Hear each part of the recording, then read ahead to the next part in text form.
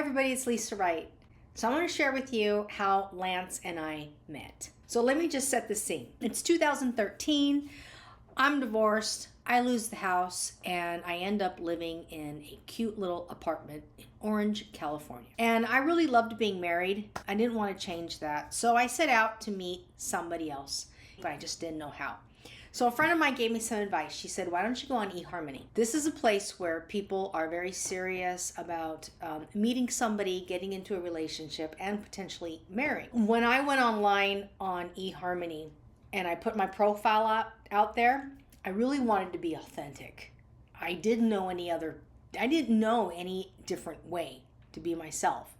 So, I post pictures of me sitting by a tree, or taking the dog out for a walk, or visiting my family in New Mexico. Basically just sharing my life, things that I like. Like it would say, well, what's your favorite coffee? And I'd say, my favorite coffee is McCafe from McDonald's. It's the bomb. I was just being myself. And what I ended up getting matched up with were these men talking about their Ducati, or on how successful they were in business, and entrepreneurs, and how they read these incredible existential novels about life, and sharing walks on the beach, traveling extensively, and their wine expertise. And I just really felt that there was just this ocean of inauthenticity. You can't tell me that everybody's going to be successful who posts things on eHarmony. I really wanted to see people's vulnerable side. In addition to that, I started getting a little frustrated. A lot of them did not want to comply to eHarmony's safety communication protocols. And many of them would get frustrated with me because I wouldn't share my personal details with them right away. And they would do things like block me. Or if I did respond to somebody, or even sent questions, which is what you're supposed to do, these men would block me. So I was starting to get a little frustrated and thinking, well, maybe this isn't the place for me. I think I had about 3 months left. I decided I wasn't going to renew it. Lo and behold, a photograph of Lance Wright comes on my For You page on eHarmony. And it says Lance Wright has some questions and he would like to meet you. And that's how eHarmony operates, is they send you very basic questions to connect. So I answered the questions, sending out my responses, and waiting for the hammer to drop with him saying, hey, thank you for responding. Can we meet up? Let's exchange personal information. However, that didn't happen. Lance answered my questions and asked me to answer other questions that eHarmony sets up for you. So I thought, well, this seems like a safe person. After a little while, you can move in and transition into writing personal questions and responding with your own written answers. And that's how you progress in a relationship. So we did that back and forth. I asked a question about what he did for a living. He told me he was an addictions counselor. And I was intrigued by this. Thought it was interesting. I'd never met an addictions counselor before. I asked him, how did he become an addictions counselor?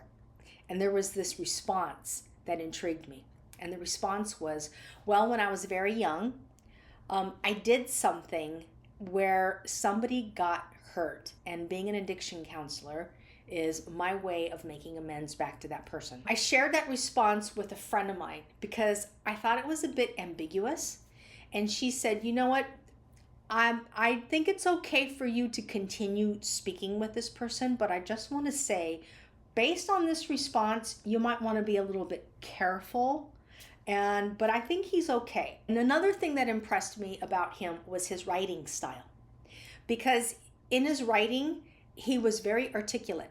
He was very vulnerable, but also had a way to convey his message and making you feel very comfortable. So eventually we got to that place where we said, okay, let's have a real conversation. And eHarmony has it designed so that you could talk to one another, but not have to share your personal information. So we said, let's meet up in this safe space. And this is where the big reveal comes, guys. Lance tells me all about his life. And here's how it goes. His mom had a drug addiction.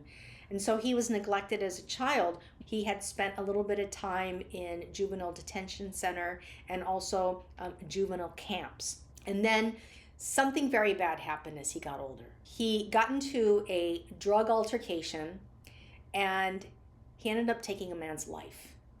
And with that said, he was charged with 15 to life prison sentence in the state of California, which eventually turned into a 27-year prison sentence. And never ever thought that he would ever get out of prison. Well, lo and behold, in 2012, Lance is found suitable for release from prison, and he comes down to Los Angeles in a prisoner transitional center. And this is where he becomes a counselor, addictions counselor. Now you have to understand, he tells me that his sentence occurred in 1984. He is 1 year older than me. In 1984, I was graduating from high school and making my way to college. And while all this is going on in my life, lo and behold, there's a young man up in Northern California who is being sentenced to a life prison sentence.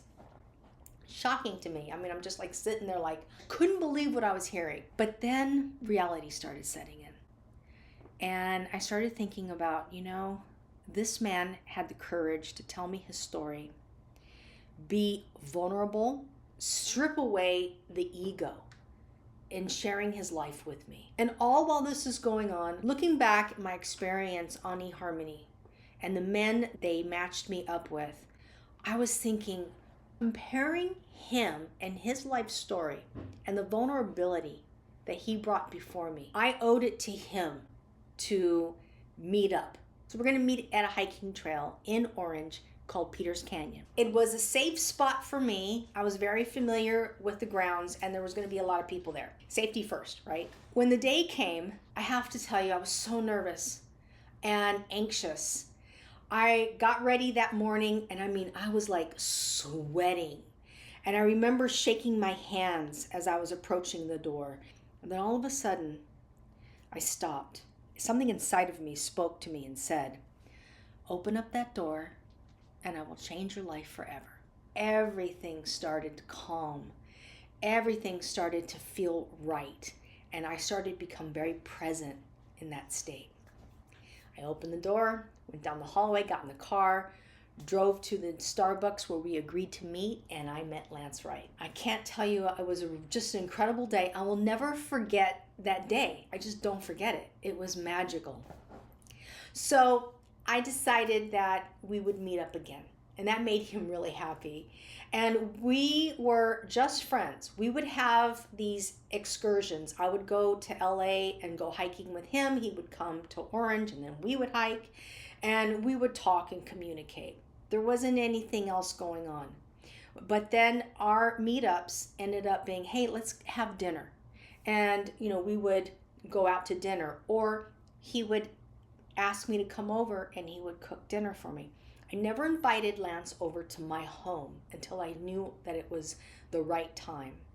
And it's so cute because as our relationship became more solidified, or the bond grew, we became on a romantic level, that's when I took that moment and said, would you like to come over to my apartment and stay? And he was super excited, but also when he came over, I could see that he was a little nervous. And what I found out was Lance had never, ever, his entire life, Lance had never had a girlfriend. Lance had never had a stayover at a woman's house or at a girl's house. This was his first time. I think he was 50 years old and he had never been in a woman's house. So it was his first time even sleeping over a woman's house.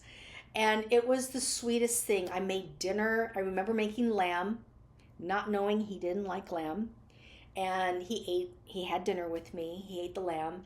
I find out years later he can't stand lamb. And I was like, well, that night I made you dinner. He goes, yeah, I was trying to be polite, But it was really sweet. And I remember when he came in, if you're visiting, you're going to have an overnight bag. But no, he had grocery bags and he put all his toiletries and he had his clothes in his little grocery bags. And it was really cute. And so we had spent the weekends together at my apartment, pretty much close to a year. Finally, my lease was coming up. And we decided, since we were an item now, that we were going to live together. And so we found a really cute place in Long Beach. It was a 1934 duplex, 1,300 square feet, perfect for two and a dog. Lance fell in love with the place. He was so excited. He was so grateful. He couldn't believe he had such a big, spacious place. He shared his experiences and his life and his joy on Facebook every moment of the day that he could, and just how happy he was and how he felt like he had been redeemed and how he still had to make amends for everything that happened in his life. While this was happening, Lance was still on parole, and he had a 5-year parole sentence. We had this really beautiful apartment, and every time a parole officer would come and visit him, they would always say, wow, I'm really impressed with this place. They were always impressed with how he lived because, we had a life we were building with each other. We were responsible, and we showed up with integrity. While we were living in the duplex, Lance gets a phone call from a parole officer. Lance is lying on the couch with a Cocker Spaniel in his hand, in his lap, Bobby, and he's in his boxers and he has his socks on and he's got a t-shirt on, and the parole officer calls him and says, hey, I want to let you know you're officially off parole and you are a free man. Enjoy your life, brother. And my husband's like, thank you very much, I appreciate you, have a blessed life. He hangs up the phone. He tells me, it's official, I'm a free man. I said, congratulations. Did you ever think that this would happen to you?